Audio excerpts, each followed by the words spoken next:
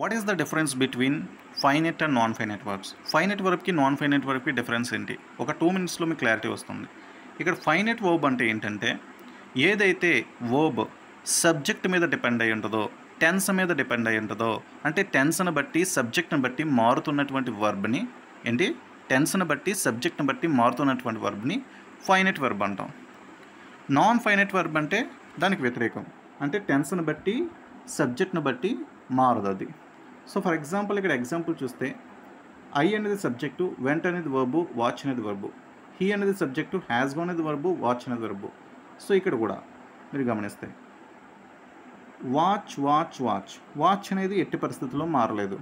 So ఇక్కడ I అనే subject ఉంది, హీ అనే సబ్జెక్టు రెండో దాంట్లో ఉంది, మూడో దాంట్లో దే అనే సబ్జెక్టు ఉంది.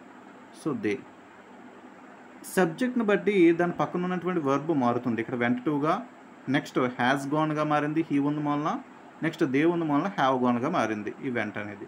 బట్ వాచ్ అనేది మాత్రం మారట్లేదు చూడండి.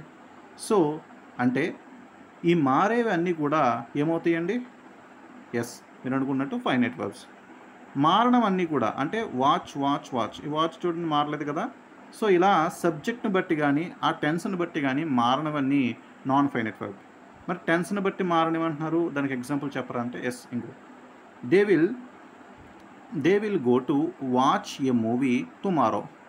సో టుమారో అని ఉంది కాబట్టి ఇక్కడ విల్ అనేది వచ్చింది. సో విల్ గో అనేది ఎందుకు రాసాం? టుమారో ఉంది కాబట్టి. అంటే టెన్స్ని బట్టి ఈ యొక్క వర్బ్ అనేది మారింది. బట్ వాచ్ చూడండి, ఫస్ట్ సెంటెన్స్లో ఏది వాడామో వాచ్ ఇప్పటికీ అదే వాడుతున్నాం. సో కాబట్టి టెన్స్ని బట్టి కూడా మారదు. సో ఇది ఫైనైట్ వర్బ్కి నాన్ ఫైనైట్ వర్బ్కి డిఫరెన్స్. Okay, thank you.